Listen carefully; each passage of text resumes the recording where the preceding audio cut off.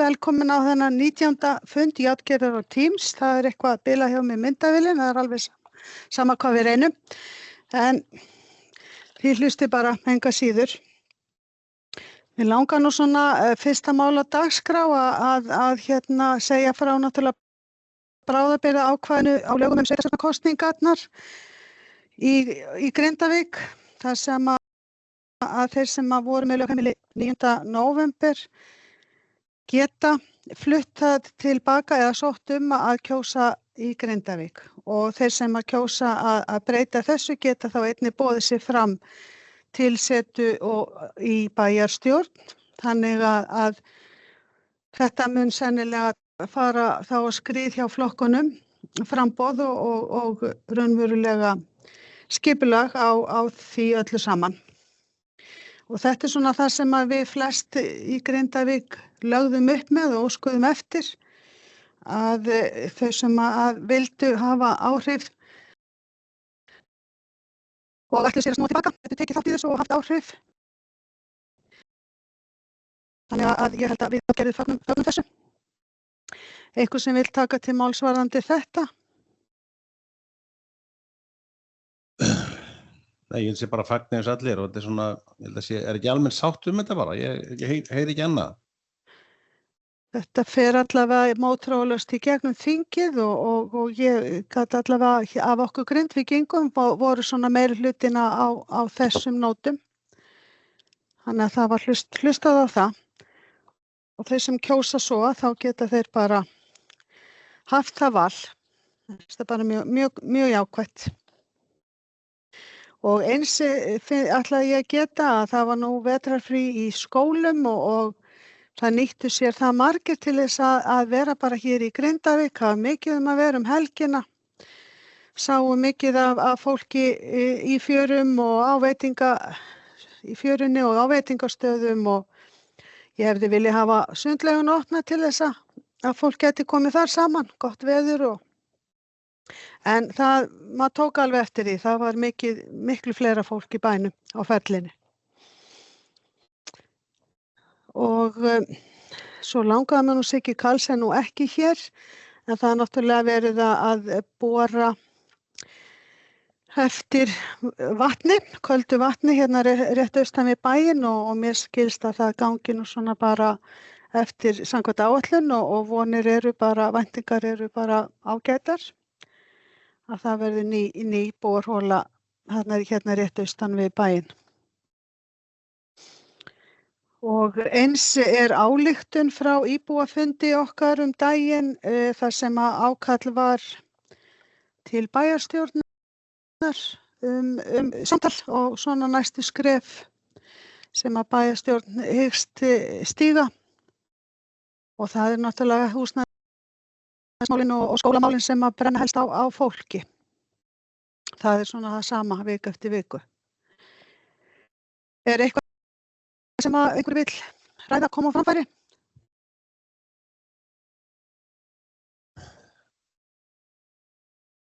Jú, þú ætlar varðandi þessi stórum mál bara svona almennt á nú eru fasteignagjöld farnar innheimtast af hluta húsana hérna. Og hvernig er staðan núna gagnvart bara þessari jafnræðisreglu sem að við vorum í skjóli hennar lengi vel, fyrirtækið þó væri í gangi, en fasteignagjöld þá ég heyrði viðtal við hana Ástólfunu, en það Þórkatla er alveg ennþá undan þeim, og svo eina sem er hún ekki svo eina sem er undan þeim núna eftir og ónýtt hús, Þórkatla ónýtt hús sem að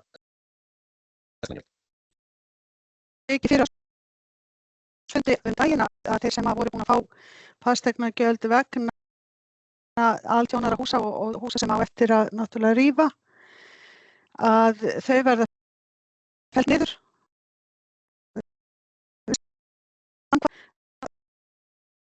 Undan þá að leggja ekki á fasteignagjöld fyrir 24 og 25, en við lögðum á, eða bærinn lagði á fasteignagjöld allar fasteignir utan þéttbýlis.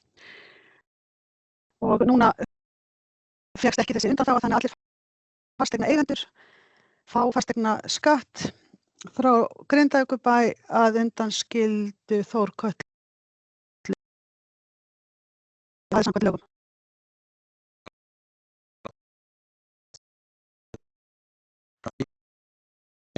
Ég ætla að vera að það eru fyrst fasteignaeigendur sem hafa ekki haft húsið sín í notkun enga tekjur af þeim, ekki frekar en Þórkatla. Þeir borga þetta samt en Þórkatla ennþá undanskilin. Já, það er þannig. Þeir sem eiga hérna fasteignir hér og þeir sem hafa ekki geta selt Þórkötlu eða einhverju hluta vegna ekki selt Þórkötlu. Fyrirtæki eigendur náttúrulega gátu ekki selt Þórkötlu. Þá bara fasteign eins og hérna lög gera ráð fyrir. Þetta náttúrulega. Eins mikið mismunur nú getur verið nú eru bara Þórkatla bara hvert annað félag. Þeir tala allavega þannig. Já. En aðrir fyrirtækjendur sem eiga fasteignir eru að borga þetta þó að þessu tekjulausar fasteignir. Allir sem eru með fasteignir sína á kennitölu, þeir fá bara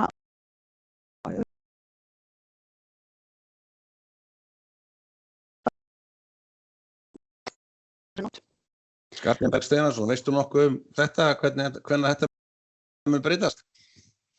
Nei, ég veit það ekki, sko, þetta er alveg skýr lagaheimild hvað varðar Þórkötlu og við höfum svo sem aðeins verið að reyna að setja okkur inn í þetta, við höfum haft, sko, það er ekki bara að Þórkatla sig undan þegar fasteignaeigendur með líka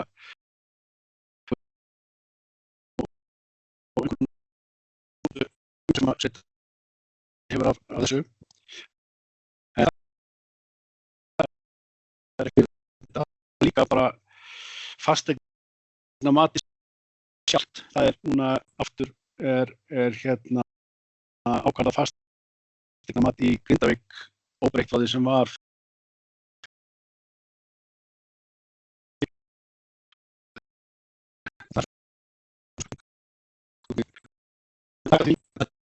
Það gengur eftir alla. Nú vorum við í skjóli jafnræðisregluna, losnum undan því að borga skjóli jafnræðisregluna og ef þau setja lög einn aðila, getur það gert að gera það lögum hérna sem eru tekjulausir á sínum eignum. Lögfræðileg spurning til vinur minn. Nú ætla ég að svara, nú ætla ég að segja að ég er ekki lögfræðingur og get ekki svarað því. Ég var því. En þetta er náttúrulega klárlega, eins og þú segir, þetta er klárlega mismunun af því að hérna ríkið borgar fasteignagjöld af öðrum eignum nema í eigu Þórkötlu. Þeir eru náttúrulega með aðra veiði Grindavík. Og undan það fyrsta ríkinu og tekin af ríkinu, þannig að allir setja undir jafnræðisregluna en þangað til núna. Já, rétt. Og þetta er náttúrulega líka skekkir svo sem í rekstur sveitarfélagsins. Þegar stærsti fasteign ekki löggjöld sem engin annar kemur að greiða. Og í fórsetu sveitarfélags sem mun að greiða mikið þetta. Ef ég man tölna rétt þá er þetta nálægt 20% sem fasteignagjöldin eru af tekjum sveitarfélagsins og þegar hérna svona stór aðeins að Þórkatla borgar ekki að þá mun muna verulega það. Já, það skekkir stöðuna, heldur betur. Við skulum ekki gleyma því að þessi aðferð sem var viðhöfð til að bjarga tryggingasalan sem var ríkið á eignunum í Grindavík, að borga menn út og búið til fasteignamsala til að kaupa það, sko, og það var til að verja hann tjóni. Eða hann valdi þessa leið núna og þetta verður borið saman við aðrar leiðir og ég veit að hentaði sumum og öðrum ekki valt það. Að þetta er alveg ótrúlega mikil mismunun sem að löggjafinn býður upp á hérna núna eftir að hafa fyllt langvarandi jafnræði. Þetta er bara sanngirnismál líka að ríkið myndi borga þó að væri ekki um einhver hluti af fasteignagjöldunum og væri ekki um 25% af því þeir eru sannarlega að nýta fráveitukerfið okkar og kaldavasskerfið og þannig að ég held að var þess fyrr sem að Þórkatla fær að borga sama kostnað af allar aðrir, hvort sem þó að eigandinn sé ríkið, að þess fyrr fer hún af að reikna út að borgi sér að losa sig við eignirnar til þeirra sem munu borga fasteignir. Þannig þetta svona orðin, þetta svolítið gambítur á þá að þeir sem vilja komast í hús í einhverjum kjörum að losa þá undan kostnaði. Þeir þú var að sjá það strax. Já, en það náttúrulega, það mánuður í einhverja úrlausn frá Þórkötlu, þannig að í sjálfu sér veitum við ekki hvað verður upp á borðinu þá varðandi, en þetta alltaf sama vik eftir vik og þetta það sem að brennur mest á fólki, það húsnæðismálin. Þannig að þó og maður eiginlega spyrir sig hvað strandar þetta, hvað þessi flöskuháls?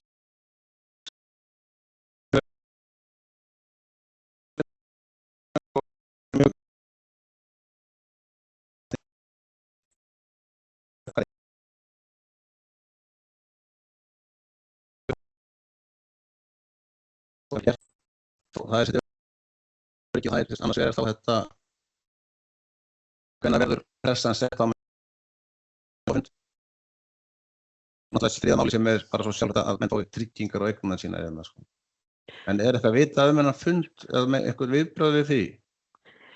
Engin viðbrögð til okkar, annað en að þetta fór á fjölmiðla helgina og ég sá að Víkurfréttir komu með þetta strax í seinni partinn í gær. En það er bæjarstjórnarfundur á morgun og ég bara vonast til þess að þar komi nú einhver viðbrögð og þar verði samþykkt einhver ákvörðun og á tímasetningu svona fundar. Þannig ég bara vona að vinnan sé hafin í að skipuleggja hann, en ég hef ekki heyrt neitt. Svo bara hvatning til okkur allir að það er kjördæmavika núna og við erum að fá þingmenn okkar í heimsókn. Ég held að nýta það vel og safna liði hennan fund sko. Og þú veist alveg hvernig við viljum hafa verndara þess fundar. Já, heldur betur. En já, það er kjördæmavika, þannig að það er lag kannski að reyna að heyra og hitta fólkið sem að fer með þessi völd, eiga það samtal. Er eitthvað meira að frétta frá Grindavíkurnefndinni, Skarphéðinn, eitthvað? Nei, ekkert, nema við bara erum að vinna við okkar verk og því miðar svona þokkalega, en þetta er stórt og mikið verkefni og við erum líka í þéttu samtali við Alþjóðabankann í þessu, en þannig að það er ekkert að frétta nema bara við gerum með það ráð fyrir að skila bara tíma. Já, flott er. Hvaða væntingar getur maður gert í Alþjóðabanka, Skarphéðinn, svona í þessum stóra máli sem við erum ég veit að það er ekkert að segja, en hvaða væntingar eiga Grindvíkingar að gera til hans? Ég satt best að segja, veit ég það ekki, sko. Alþjóðabanki skila sér skýrslu, ekki. Við skilum sér og þau skilum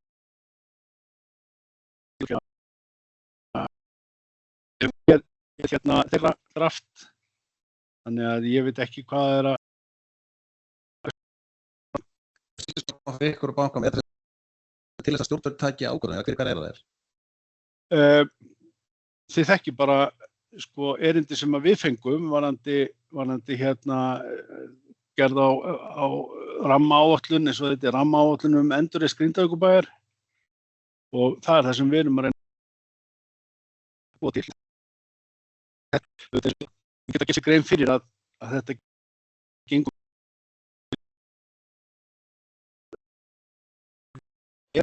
sem þarf að vinna með og reyna einhvern veginn að setja þau í samhengi hvert við annað. Reyna líka að hafa einhverja skoðun á tímasetningum og atburðarás og þetta er eitthvað sem við erum að gera. Þetta eru svona stór atriði inn í því eins og eru sífellt til umræðu húsnæðismál, þjónusta í bæjarfélaginu og svo framvegis og við reynum að taka á þessu öllu saman. Sjáið þið fyrir ykkur, Skarphéðinn, að þessar skýrslur eiga þær að nýtast ríkinu til ákvarðanatöku eða? það bæjarstjórn eða hlutaðeigandi. Þetta já, ég meina, þú veist, endurreisn Grindavíkur ekki þetta önnu. Það komið náttúrulega sveitarfélagsins og fyrirtækjana og stofnana ríkisnágranna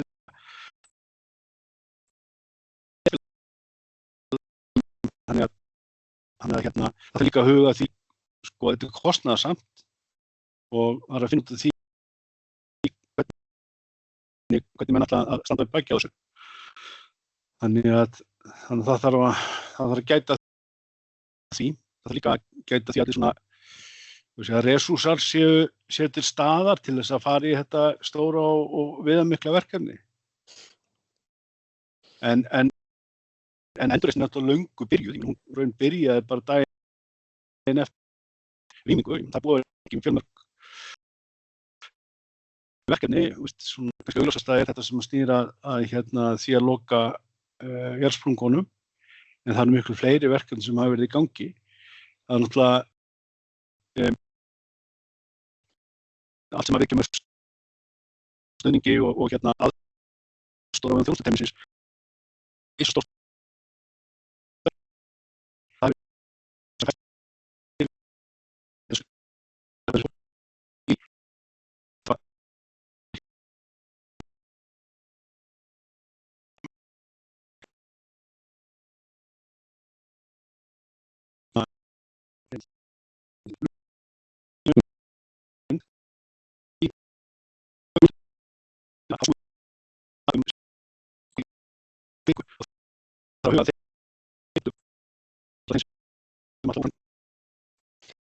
Nei,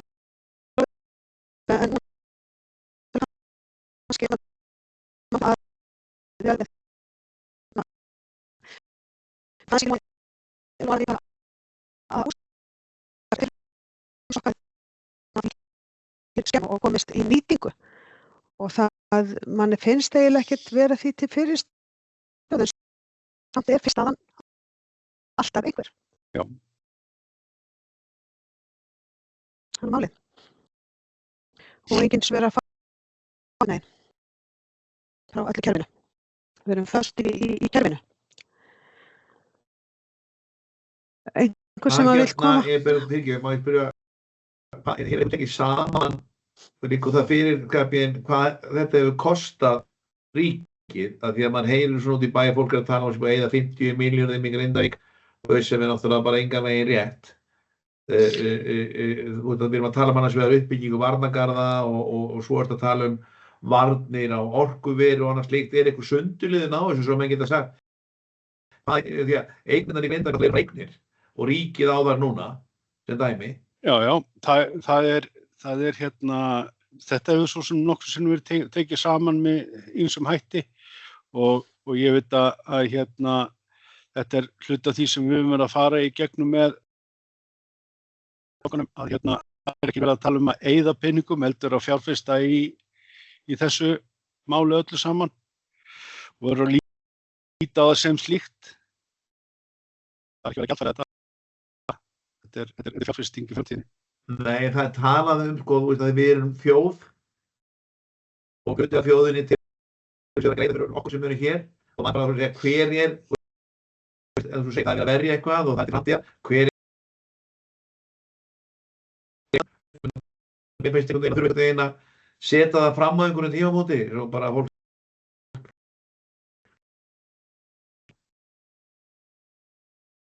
Já, það verður líka fyrir kannski í lok þessara skýrslu hvað komið er af kostnaði, beinum kostnaði, en svo er náttúrulega eignir sem eru söluvara sem stendur eftir. Já, náttúrulega langstærsti hlutin er það sem var sett í að kaupa íbúðarhúsnæði, en svo er stóri liðir eins og varnargarðarnir og fleira. Já, og varnargarðarnir kannski eru upp í staðan vinnulaun sem að fer aftur í ríkiskassan og stóra hlutin tilbaka aftur. Þetta er svona einhver, ef þú nettar einhver ár, þannig að þetta er ekki eins og sé innfluttir garðar. Nei. Þetta er með aldrei gleyma því að þetta er ákvörðun og mjög góð ákvörðun tryggingasalans að verja það að lendi ekki í stærra tjón en að lendi í, sko. Við vorum tryggð fyrir þessu hérna, sko. En þessar leiðir valdi ríki til að gera og var gegn náttúrulega sem að verja og að skilta til. Þannig að ég heldur sem að það heimast að og með dómsjónu. Og þetta komið að þessu sem þessi málöll sem að Skarphéðinn þetta benda á, en stóru málindi sé alltaf þetta annars við þetta öryggi og húsnæði og þar með gerist alveg það auðvitað alltaf að ná 70-80% hraða, sko, og hitt seinna. Já. Þetta náttúrulega langhlaup. Við vitum það öll sömulega, en það náttúrulega eins og við erum að tala alltaf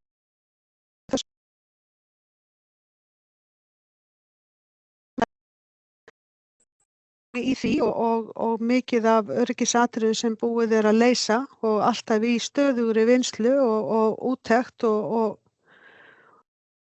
til úrlausnar, þannig að girðingum hér fækkar til muna bara viku eftir viku og þá það, eins og ég segi, næsta skrefi, það að fá fólkið okkar heim, það að standsetja skóla og leikskóla og fara að hefja svona starta samfélaginu aftur, ekki bara vinnandi fólk komið hér á morgnana, það bara bílaruna, allur Grindavíkurvegurinn og svo það farið aftur klukkan 4 og 5.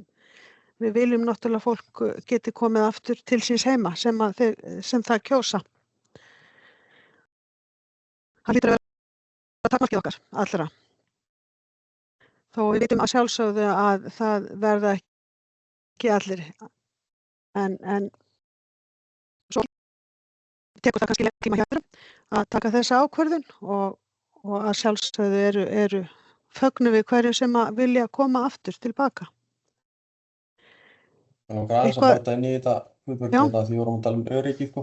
Við Grindvíkingar erum hérna alla daga og erum að passa upp á allt í lagi og svo kemur áhættumat síðustu áramót með frá Örugg. Það síðast framkvæmt sko 18. júlí á síðast ári. Þetta algjörlega óskiljanlegt, sko. Það séu nýjustu upplýsingar sem að Böðvar Örugg í Reykjavík. Já, þarna fer ekki saman hljóða mynd.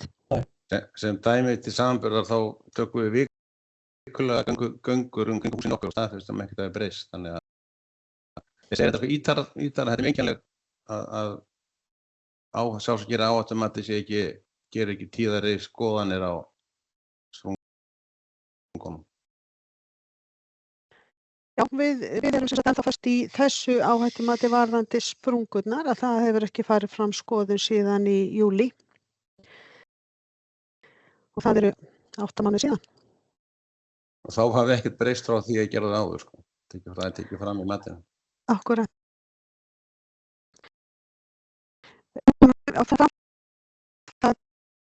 Ég meina